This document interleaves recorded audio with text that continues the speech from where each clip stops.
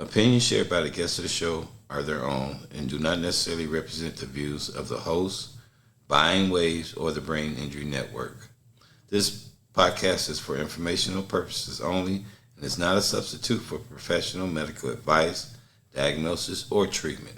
Always seek the advice of a healthcare provider with any questions you may have regarding a medical condition. Thank you. Hi, I'm Brittany, and I'm a brain injury survivor and member of BIND. And hi, I'm Carrie, a stroke survivor and a member of BIND as well. And today we welcome James Brown. I know we've met James. I know we met several times, but I'm pretty excited to get to know more about you and for our listeners to meet you. James is a traumatic brain injury survivor. He has an MA in philosophy from the University of Illinois and has also published several papers on TBIs. So, welcome. Welcome to Bindwaves, the official podcast of the Brain Injury Network of Dallas. I'm Brian White, Bind's Executive Director. On each episode, we'll be providing insight into the brain injury community. We'll be talking to members and professionals regarding their stories and the important role of Bind's Clubhouse. We work as a team to inspire hope, community, and a sense of purpose to survivors, caregivers, and the public. Thank you for tuning into Bindwaves. Let's get on with the show. Thank you very much. It's good to be here. We're excited. So, to get started, I guess, James, just tell us a little bit about you and then how you got your injury, how you sustained your injury. Well, let's see. I had a really normal childhood in Colorado. That's where I'm from. I grew up being very active, doing a lot of outdoor stuff. Let's see. So I used to being very active. I went through school. I got a bachelor's degree in political science from the University of Colorado at Boulder. And then I got married, and we subsequently moved to Southern California, Los Angeles. And I began law school out there and going to Pepperdine University. I was in my first year of law school, started having these strange neurological things happen to me. I could hear blood flowing in a vessel, which is kind of weird. Then I started getting these really intense headaches from doing simple things like walking upstairs. Then it got really weird. I went on a skiing trip, I remember, with my friends in law school. And I was ordinarily a really good skier, but this time I lost my balance a lot and I was getting sick. And then the final weird thing is I was later playing tennis just for fun with a friend of mine. And I was trying to hit the ball, like you do. And I couldn't make the ball hit the racket that I was holding. And I'm not a great tennis player, but I'm also coordinated. And so anyway, I was like, all right, something's wrong. So anyway, after much negotiation with the insurance companies and back and forth, they decided that I need to go in and get a CT scan or CAT scan. And they found a large pulse-sized mass in the middle of my brain. And they said, you need to emergency go over to this hospital and get this new cutting-edge technology thing called an MRI. And so I did, and they said, turn up, you got a pulse-sized brain tumor. And they didn't know what type it was or anything, and I was kind of short-sighted. I was like, oh, good, I don't need to finish my hardcore project in law school. Have a few days off. I can watch the Olympics on TV, and that was going on at that point. And then I lay in bed, watched the Olympics for a few days. They have me on medication to make you feel better and all that. And then they did the surgery on me. And the surgeon told me that it's like plucking a pickle out of a jar in the tumor, and you'll be back to law school in a week, or in a month, I'm sorry. So that's kind of the way I looked at it. Well, there was not like plucking a pickle out of a jar. It was several hours of surgery, and there were complications, and it made a lot of bleeding happen, and basically I ended up in a coma for 2 months, and my hospital stay was 4 months. I ended up with a pretty significant disability. It's the way my brain controls my body is not right, and but this is really key. When I kind of came to from my coma, I'm like, no, I'm not going to accept this thing. I'm 24 years old. I've got life ahead of me, and I didn't know what it was going to look like, but I'm like, no, and that's been my attitude for 33 years since. And we moved from Southern California back to Colorado, and I mean, I'm not kidding, 2 weeks later, my wife was pregnant with our child, and I didn't quite know how I was going to work in a disabled body. And so anyway, I'm glad to announce that my daughter is great. She's a physician assistant in North Carolina, doing really well. She's done really, really nicely. I worked as a web programmer for a while. I learned how to internet program and do some stuff like that. And I did that for a number of years, and I did that, and I got fairly decent at it. But I didn't like it that much. And I kind of decided I wanted to go back to something I was interested in, that was philosophy. And so I found this brand new program online from the University of Illinois to get a master's degree in philosophy. So to see if I could hack academic work, I took some community colleges courses locally in the community college, and I already had a 4-year degree, so I mean it was pretty low stakes. And I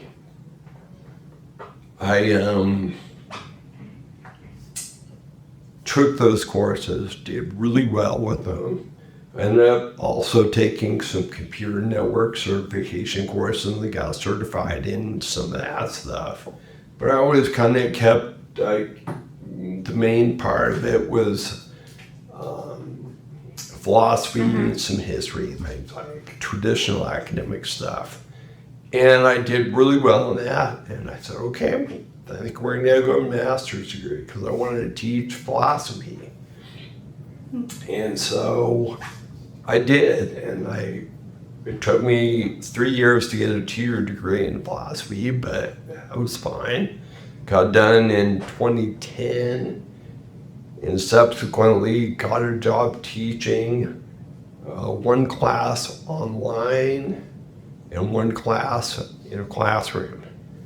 And I went ahead and taught for 11 years. Wow. And then because of family things,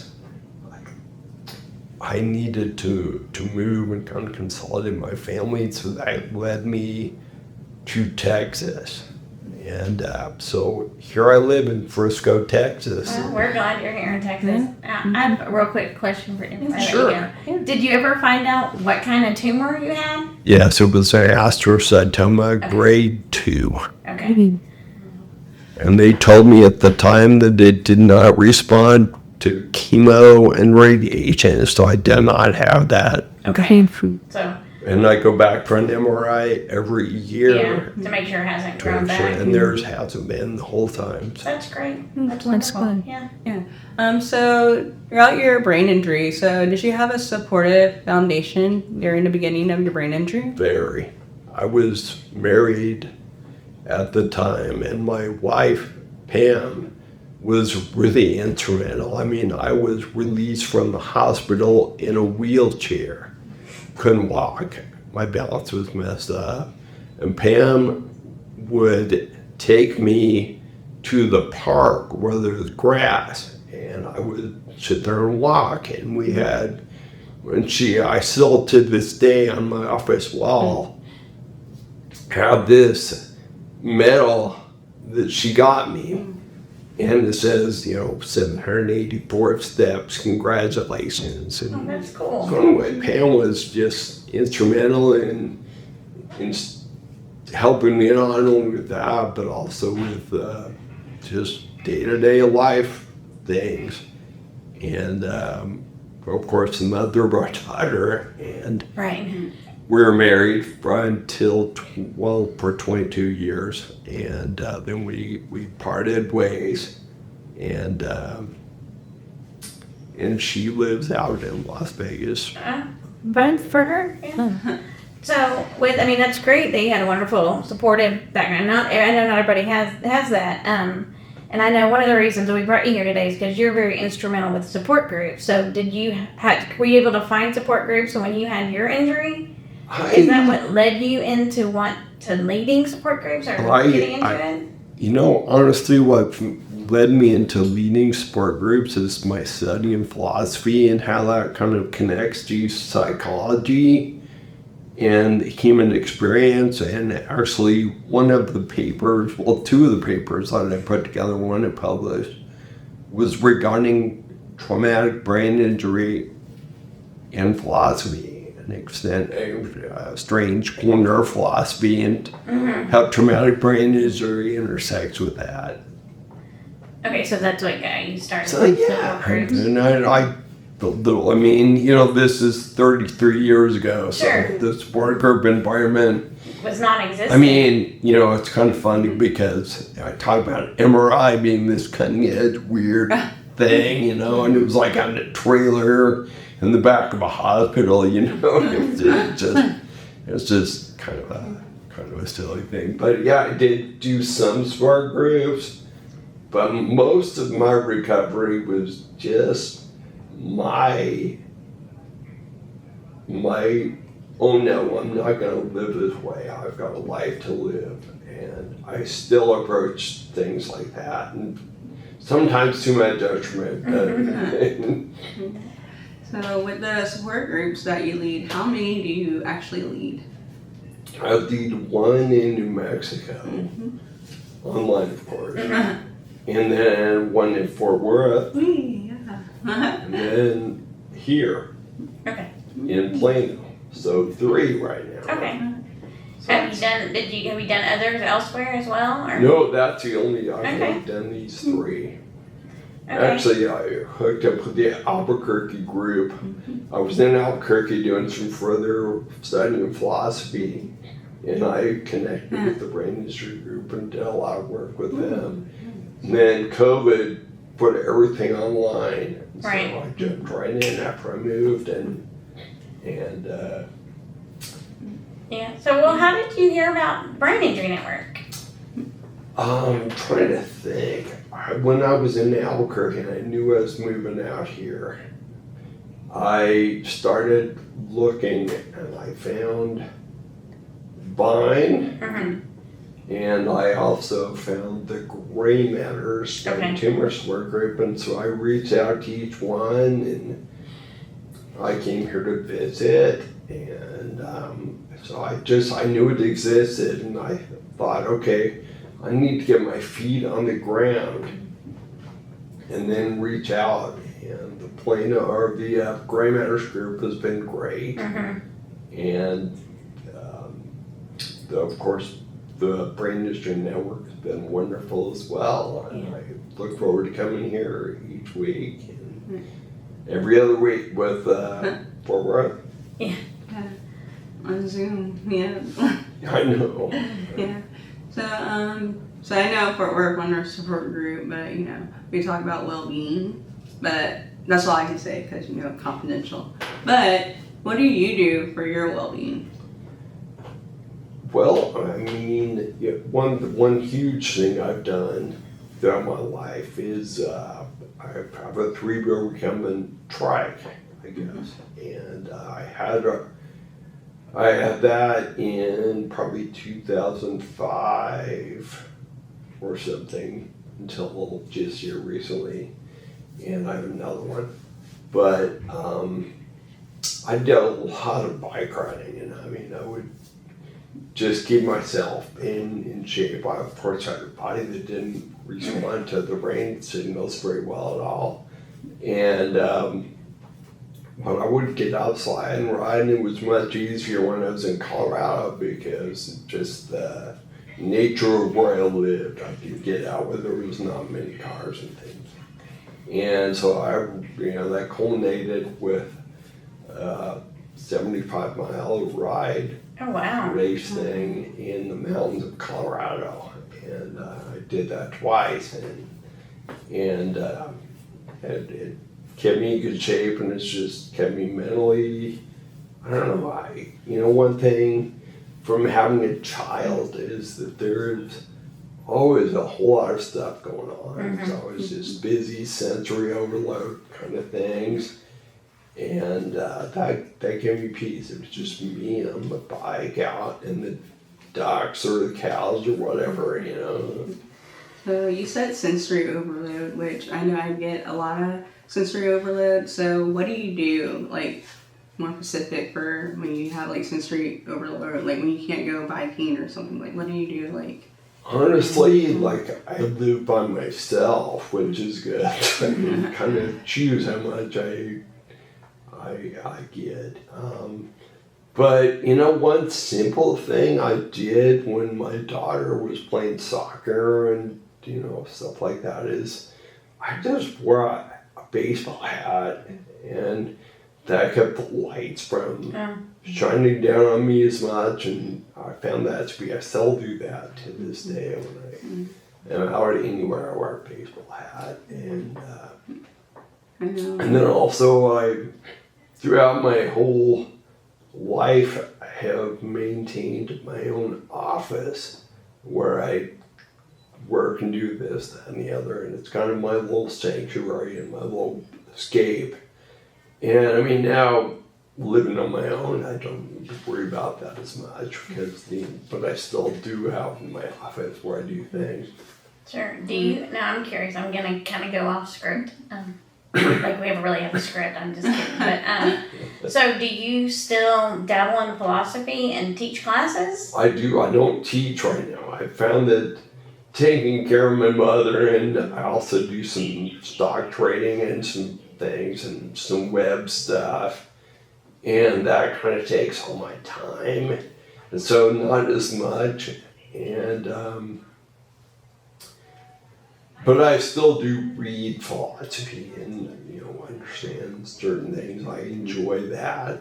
Okay. And, Do you think having that background in philosophy helps you lead support group, especially with brain injured survivors? Yes. Because it's a very unique group. Because what certain aspects of philosophy teach you is that they kind of mess with the nature of reality, like what reality is, and that may be pretty similar for most people, but when you throw a brain into that, then reality comes tweak a little bit. Yeah. And it affects how we deal with life, I guess. Our reality is a little different than everyone else's reality. Yes, and so when I talk to folks and in support groups, I just have them talk about how things seem and this and that and the other, and what's going on, tactics that I've used. I try to teach.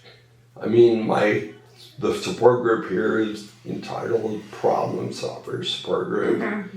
And like so much of the way I've addressed things has to do with managing my time. I mean, it makes life kind of predictable and boring in a lot of ways, but I found that just get up in the morning, I know right what I'm doing. And it's kind of silly. My dog knows what I'm doing, so it's kind of funny. But I use a calendar on my computer, and it's through iCloud.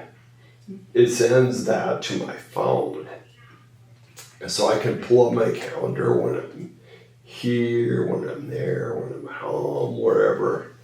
And I've just gotten in the habit of whenever I think of something, I know I'll forget. So I just like, if I have to buy coffee beans, so I go put that on a list right when I have my life set up like that. And then also one thing I do is about 2 o'clock, maybe 3 o'clock in the afternoon, I just shut down. And I'm like, all right, time for me to go take a shower and take a nap and just do low stake stuff and watch TV and, culminate some, we watching some pretty junky TV late at night. Yeah. That last hour is like, oh my goodness, I can't believe I watched that. Yeah. So the support group here, you started talking about problem solving. So in the support group, what's the most common issues that you see with brain injury survivors? People that get tired or have trouble managing time. I mean, it goes back to, the calendar, and people, maybe they'll write down things on sticky notes, but then you have a wall of sticky notes and it's a mess, and so what I'm trying to teach is like consolidate it into one calendar, and that's like your go-to thing. Which I think on one of our support groups that we had in Fort Worth, you were talking about time management, and then I keep forgetting to take the picture of it, but I told you that I put a dry erase board calendar on my garage door, the door that I exit out of, and so I just changed the calendar each month, and I put little magnets on there, like what times I have to do, what buying clubhouse I have to use, since I go to Fort Worth and Plano, so. Perfect. Yeah. And it's really, that's good. Another thing is, like I was saying, I just have organized my life to where I live kind of a quote unquote part-time lifestyle, and I just have to accept that. And I know that society is not big on that kind of thing, but hey. No, but I get it. We do, brain injury survivors have to have a little bit more routine and structure programmed into their life. But so what do you feel is some of the benefits of support group for new survivors? For those that maybe are trying to considering a support group for me or not? Just to listen to them, to understand, to listen to what they're going through, and provide some gentle encouragement as to how they might deal with this, and I understand what you're going through kind of thing. And I can say, I was brain injured 33 years ago, and here's how I dealt with A, B, or C, and just little stuff. Yeah, and that's good, because we all kind of need that little reminder then. And then convey to them, hey, realities, without sending to space age or religious or any kind of thing, saying, hey, reality is kind of a little bit skewed, and so, and you're probably going to get tired, in the afternoon. Taking a nap is absolutely fine, Sure, absolutely. Well, I know that's good. We say that all the time, no one gets a brain injured like a brain injured, so I think support groups, my stroke was 15 years ago, and there was no bind, there were no stroke. The only stroke support group or brain injury support group was through the Day Neuro program that I was a part of, and I don't even think that I went to that because it was just, I was like, I don't need that. Well, we're all past the medical intervention stuff, and Right. We're for the long haul having to go through living with this thing that doesn't go away. And it's like, so I think buying is really important in organizations such as that to help each person live their life. For instance, following, that's something that's easy for me to do, and I've had to kind of organize where I live and things like that with those things in mind. Yeah, totally. Yeah. So, what words of wisdom would you give new survivors? I would just tell them to, hey, understand that this is something that happens to many, many people, and it's not that strange, that there are places like Brain Injury Network that where people are that are dealing with brain injury, and there are resources out there, and I would encourage them to connect with other people, because I feel so good when I interact with you guys, because like you guys get, even though I don't know you deeply, I mean, you guys get me on a level that no one else does, and like I get to you the same way. Right, exactly. Well, James, we thank you so much for joining us today, and I am glad that I got to learn a little bit more about your background. Like I said, I see you here and there and come to your support group here and there, but didn't really know what brought you to us. So thank you so much for joining us. Thank you very much. And listeners, we thank you for joining us too, and I hope you learned something new as well. Yeah.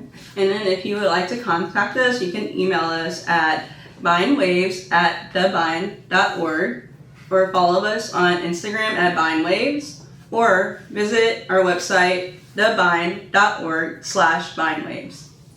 And again, don't forget to like, share, click the like button, the share button, and the subscribe button, and I think it's notify on YouTube, so that you can get updated when we have a new episode and continue listening wherever you'd like. And again, you can watch us on YouTube. And remember, you can find our new episodes on all your favorite platforms. Until next time. Until next time. We hope you've enjoyed listening to Bind Waves and continue to support Bind and our nonprofit mission. We support brain injury survivors as they reconnect into the life, the community, and their workplace. And we couldn't do that without great listeners like you. We appreciate each and every one of you. Continue watching. Until next time. Until next time.